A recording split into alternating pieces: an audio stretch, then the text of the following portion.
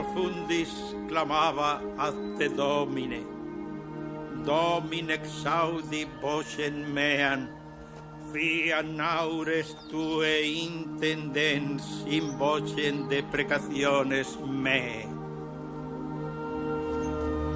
Requiem aeternam dona eis Domine, et lux perpetua luceat eis, requiescant in pace.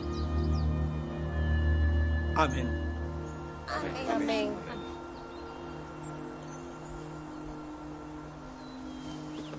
Amén. ¿Qué va a ser de William? Pobre Falco. Vamos, hija.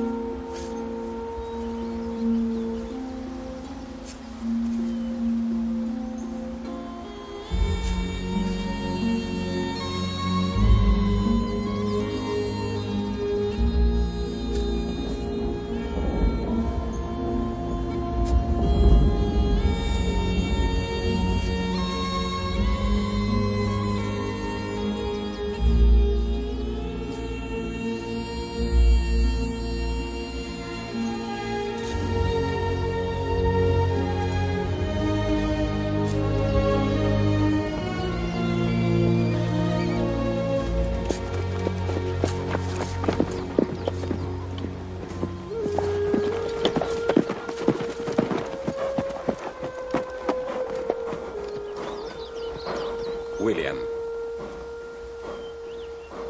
Soy tu tío. Argyle.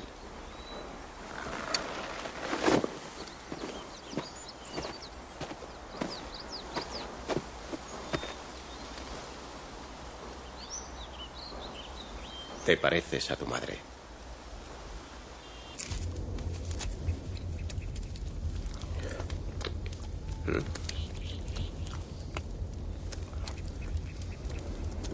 Dormiremos aquí. Mañana vendrás a casa conmigo. Yo no quiero irme. Tampoco querías que tu padre muriese, ¿no? Pero ha muerto. ¿Ha dado el cura una bendición poética? Que el Señor te bendiga. Ha sido en latín. ¿No sabes latín? Pues habrá que poner remedio a eso, ¿no crees?